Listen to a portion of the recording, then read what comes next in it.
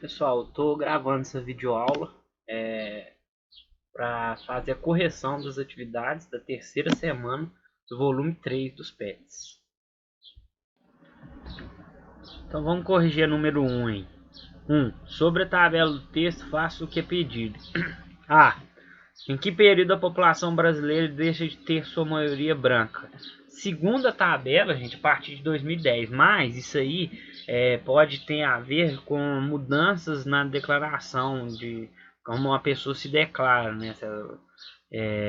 Até mesmo as pessoas começaram, a partir de um dado momento, a declarar verdadeiramente de qual cor que ela é, né? Por isso houve essa mudança. Não significa que só a partir de 2010 que a população brasileira não é predominantemente branca, não. A nossa população já não é predominantemente branca há muitos anos, muito tempo. Isso aí tem a ver muito mais com como as pessoas declaram a sua cor e como também é perguntado nesses censos aí, né, no recenseamento. E esses dados todos advém do censo, né? Que inclusive ia ter esse ano, mas por causa da pandemia não vai ter. B. Por qual motivo a população negra veio para o Brasil no período colonial? Você ainda percebe as marcas desse processo nos dias de hoje? Bom, a população negra veio para o Brasil durante o período colonial por causa do regime da escravidão, né? Por causa do regime escravocrata. Né? A maior parte ou quase toda parte das pessoas escravizadas eram negras, advindas também maior parte do continente africano, né? Então por isso que essa população veio para o Brasil nesse período. E hoje em dia a gente pode sim perceber as marcas desse processo, pessoal, porque se a gente pegar e levantar até dados, e inclusive existem esses dados, né, estatísticos e tudo mais, maior parte da população pobre que vive em condições subhumanas, condições precárias, né, que vivem em lugares de risco social e ambiental, né, maior parte da população carcerária, inclusive, maior parte da população que está dentro do quadro de violência social é negra. Né? E por que isso, gente? Porque isso é decorrente do processo de escravidão. Né? É uma herança desse regime. A escravidão acabou lá em 1988. Não, 1888, aliás. 1888.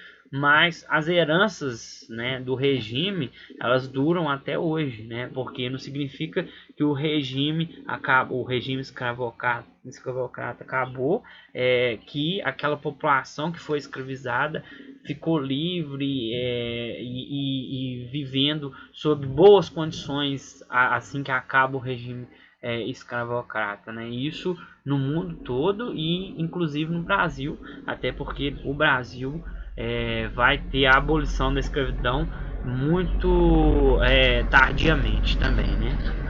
Então hoje em dia a gente nota muito bem claro isso. Por isso, inclusive, gente, é muito importante a adoção de cotas raciais, né?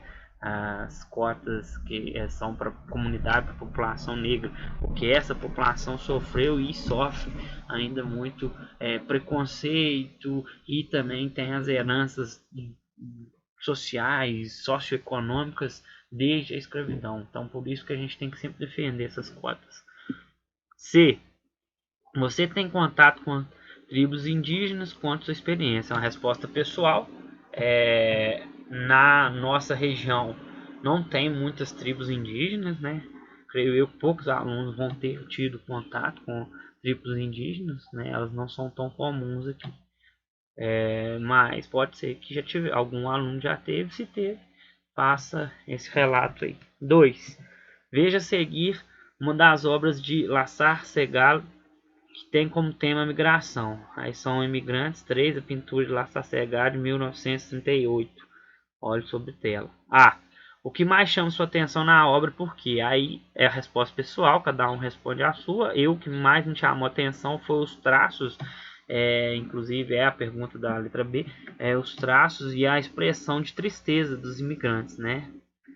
B. Como são as expressões no rosto das pessoas? A criança entre elas. As expressões são expressões de tristeza, né? Parecem expressões de tristeza. E há sim criança entre elas. Por que ele retrata essa expressão de tristeza, pessoal? Por conta de que o imigrante, ele geralmente ele sai da sua terra, do lugar onde ele nasce e onde ele viveu por muitos anos, não por,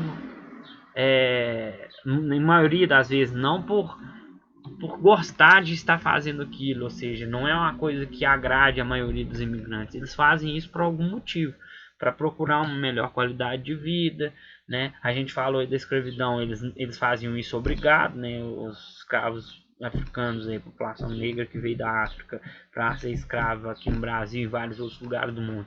Eles eram imigrantes e que eram obrigados a ser imigrantes, né? Então eles não é algo que dá muita alegria para esses povos, né? Primeiro porque eles estão saindo da terra natal deles, do lugar onde nasceram, e isso é devido a um motivo geralmente ruim, ou por guerra, ou por algum tipo de perseguição, ou procura de emprego, uma vida melhor, porque naquela região não está se tendo isso, né? C. Na sua opinião, por que o artista utilizou essas cores para representar as pessoas? Bom, para evidenciar a miscigenação da nossa população. Essa miscigenação da nossa população, ela é decorrente dos imigrantes, né? Dos imigrantes ao longo dos anos. Por isso hoje a nossa população ela é muito miscigenada, né? A gente teve imigrantes de várias partes do mundo, de várias etnias, né? De várias raças aí. Por isso houve essa miscigenação e o pintor retrata isso na tela para mostrar, evidenciar essa questão, ok? 3. Qual é a sua etnia? Você sofre preconceitos por causa dela? Ou já presenciou alguma cena de agressão por causa de etnia? Relate. Bom, gente, essa é a resposta pessoal. No meu caso, né, eu seria da etnia, do grupo étnico dos povos brancos, então eu nunca sofri preconceito por isso. Geralmente, infelizmente, a população negra, a população indígena, as populações outras também que sofrem mais preconceito por causa da sua raça, por causa da sua etnia, né? E aí vocês podem relatar se vocês não sofreram alguma situação, se vocês já viram alguma agressão por causa da etnia. Eu já vi, né, preconceito racial, já inclusive a gente tem que denunciar isso, né? Quem sofre preconceito, quem assiste, quem vê algo do tipo, porque além de ser algo surreal, né? De ser algo que não pode de forma alguma ser aceitado em lugar nenhum, principalmente num país igual o nosso, que é todo miscigenado, é crime também, né? Então tem que denunciar, ok? Tem que sempre fazer denúncia que é crime, a pessoa que comete um crime desse tem que ser presa. Bom, gente, para fazer a 4 e 5 a gente tem que observar o mapa das terras indígenas regularizadas no Brasil, né? Então o mapa aí de verde tá as terras indígenas regularizadas no Brasil, tem aí o nome delas, né? E onde elas se situam, beleza? Então vamos lá. 4. Escreva um comentário sobre a frase abaixo. O grande problema dos indígenas no Brasil é a terra. Essa frase, gente, ela fala sobre o problema, o sério problema que a população, que a comunidade indígena enfrentou, né, sofreu ao longo dos anos no nosso país, desde a colonização, desde a chegada dos portugueses aqui até hoje, que é o que? Manter suas próprias terras, né? Ser dono, ter a posse dessas terras que são deles por direitos, né? Muitas vezes essas terras são alvo de invasões por garimpeiros, por mineradoras, até por alguns governos também. Então elas sofrem invasões de diversos tipos, né? Há muito interesse em várias terras indígenas, né? Interesses econômicos, inclusive. E com o passar dos anos, a comunidade indígena foi ficando cada vez com menos propriedades, tendo a posse de menores extensões de terra. Inclusive é dever do Estado, do poder público, manter essas terras indígenas sob a posse de seus legítimos donos, que são os índios, né? Mas a gente sabe que muitas vezes o poder público não cumpre com as suas obrigações, né? Atualmente mesmo a gente está vendo os índios, a comunidade indígena, a população indígena sofrendo muito com essa questão da demarcação de suas terras que não estão sendo respeitadas, né?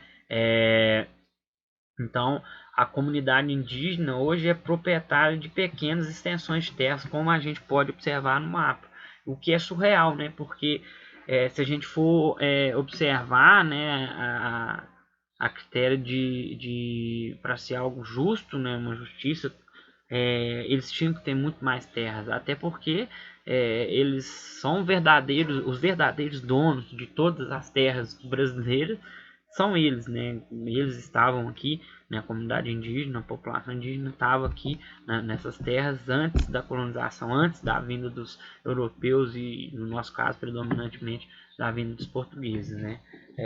Então eles sofrem bem para manter a posse das terras que são deles por direito. 5. Em qual região brasileira se localiza a maior parte de terras indígenas regularizadas? E em quais regiões de Minas Gerais há terras nessas condições? Na região norte do Brasil, que se localiza a maior parte das terras indígenas regularizadas. Isso tem a ver também um pouco com a preservação decorrente da presença da floresta amazônica, né? Então a população indígena ela tem como característica viver mais em matas fechadas, em florestas. Então, já que lá tem uma grande floresta, e aqui se manteve, né? Porque em outros lugares os biomas naturais foram depredados, né? Foram degradados pelo homem, né? Por exemplo, na nossa região a Mata Atlântica e o Cerrado e por aí vai, como eles foram degradados, perde a caracterização do tipo de lugar que o índio gosta de viver, que ele vive, né? Então eles não vão mais estar nesses lugares. Como lá tem a floresta amazônica, ela se mantém, mesmo sendo atacada, devastada, ela ainda se mantém lá, vai ser o lugar, consequentemente, que vai ter maior parte da população indígena também, inclusive de terras regularizadas, né? Em Minas a gente pode observar que vai haver comunidades indígenas, propriedades de terras, né, regularizadas dos índios aí, somente no norte de Minas aí. Vocês podem observar aí, só no norte de Minas que vai ter terras nessas condições, ok?